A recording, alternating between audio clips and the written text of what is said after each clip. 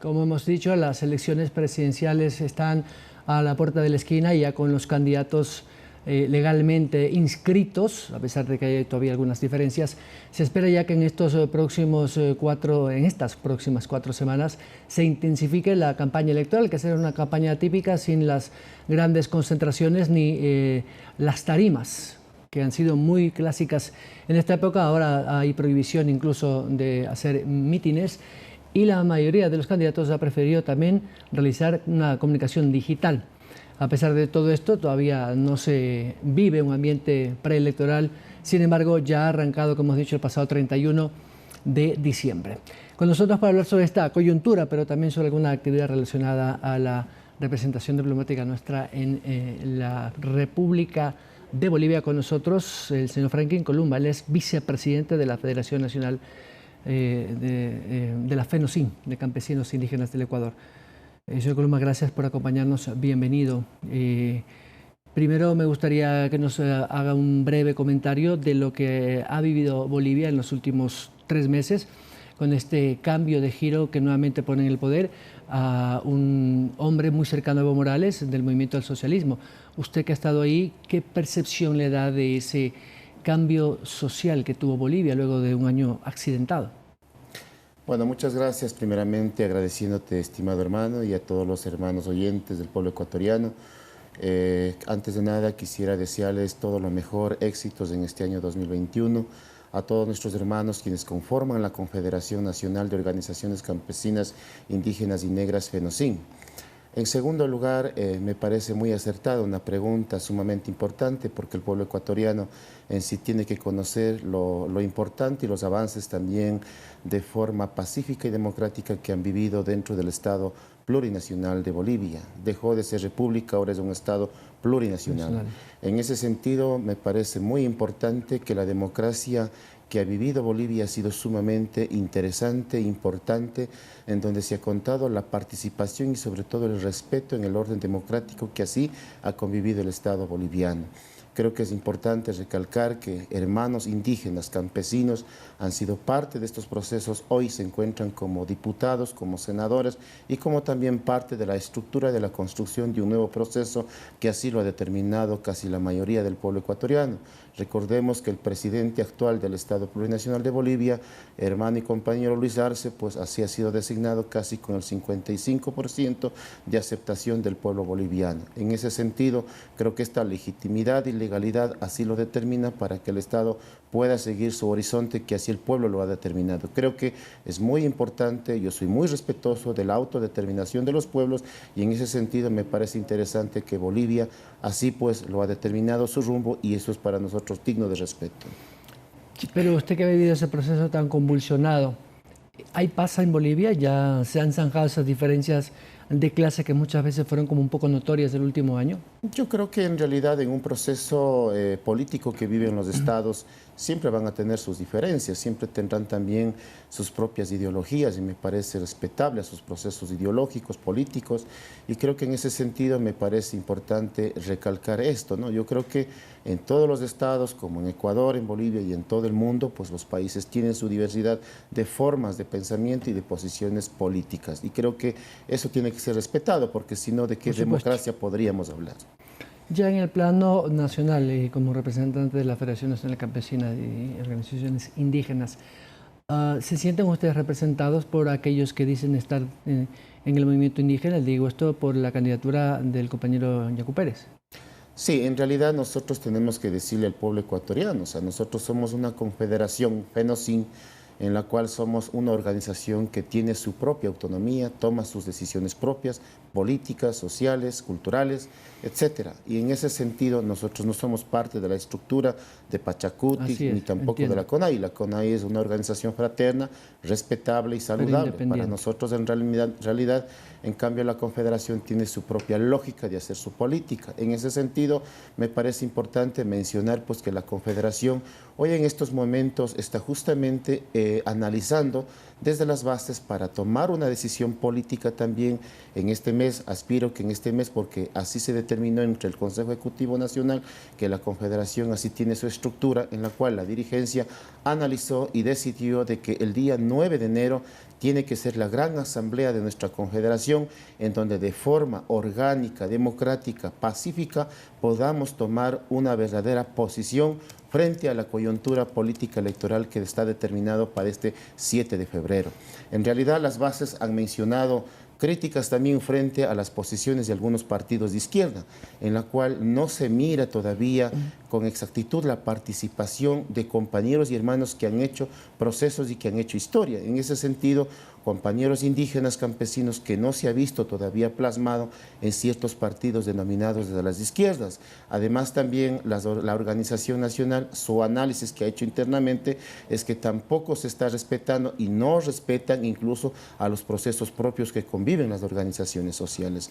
En ese sentido, la organización, en base a estos análisis políticos y además de coyuntura de participación electoral de nuestros compañeros, pues así será que tome una decisión propia, segura, si es que la organización así determinará por qué candidato o a qué candidato realmente apoyar, o la organización se mantendrá neutro. En tal sentido, las bases, vuelvo a repetir, las organizaciones de bases, que somos casi 60 uniones y federaciones, porque la Confederación cada vez ha crecido en la dirigencia actual, que nosotros así lo hemos determinado, a la cabeza de nuestro compañero Santos Villamar, quien es el presidente actual de nuestra Confederación.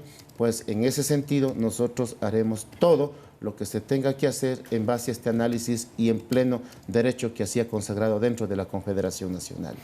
¿No sería más saludable que los adeptos o los miembros de sus comunidades tengan la libertad de pensamiento de elegir a quién, más allá de la sugerencia que pueda hacer la dirigencia del movimiento? Sí, nosotros tenemos otra forma de estructura. Nosotros no somos los que imponemos o proponemos, sino más bien nosotros escuchamos. Y en base a la decisión política, social, a la visión que mantienen las organizaciones de bases, así se lo determina. Nosotros hemos cambiado esa vieja forma de hacer política que desde la cabeza se tiene que dar pensando, sino más bien de forma colectiva, de forma amplia, y entre todos discutimos, analizamos y entre todos de forma consensuada tomamos una decisión. Y esa es la vocería oficial que así lo tiene que hacer nuestro compañero líder de la Confederación, Santos Villamar. En ese sentido, pues la participación comunitaria, la democracia comunitaria se mantiene latente en nuestra Confederación. Claro que ciertos intereses de algunos vivos criollos, algunos han querido incluso dividir a nuestra Confederación. Lamentablemente no han podido. Nuestros presidentes, nuestros compañeros de bases han tenido claro la posición de la dirigencia, claro la posición conformada en estructuras, en asambleas, en talleres y en los espacios donde se toman estos tipos de decisiones. Han respetado realmente la lógica de lo que tiene que hacer la Confederación Nacional. Y en ese sentido, la mayoría de las organizaciones de bases están esperando esta gran asamblea para que de forma conjunta tomemos una decisión con qué partido o a quién tenemos que apoyar en este nuevo proceso electoral 2021. Ya en otros temas que tienen más que ver con este día a día de que vivimos tan difícil y complejo de la pandemia, los contagios, el aislamiento, la falta de este ser social que tenemos los ecuatorianos.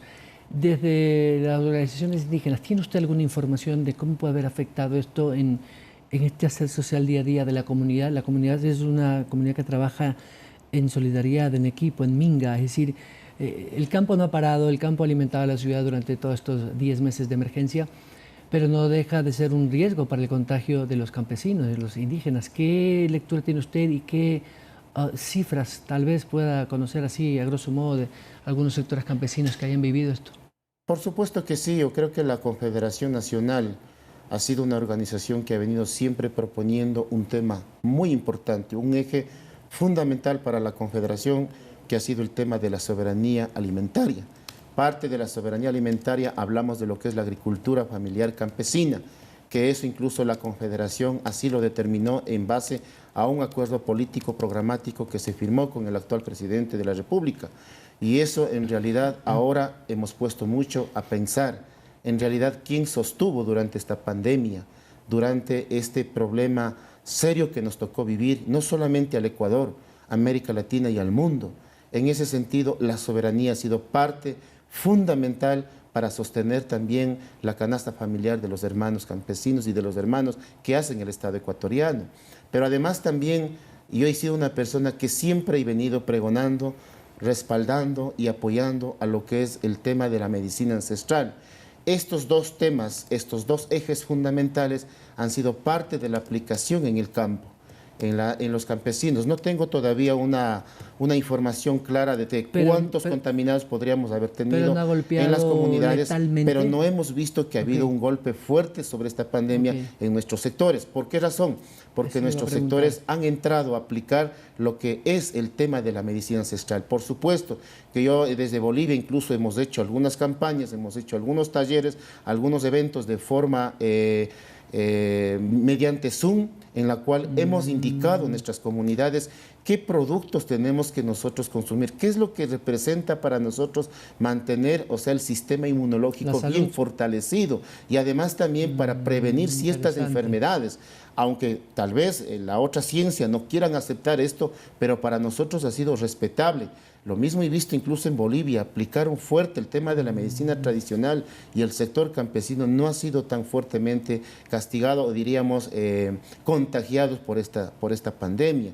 Y en ese sentido me parece importante que los estados, los gobiernos escuchen a la población. Yo incluso personalmente mucho he hablado de estos temas con el presidente actual de la República, de fortalecer el tema de la medicina tradicional. Es un sistema que se debe dar atención y en ese sentido, no sé, vamos a tratar, bueno, se ha visto que se ha hablado con algunos incluso candidatos desde la izquierda, porque la organización así lo ha determinado, que las alianzas tendrán que ser desde el centro hacia la izquierda.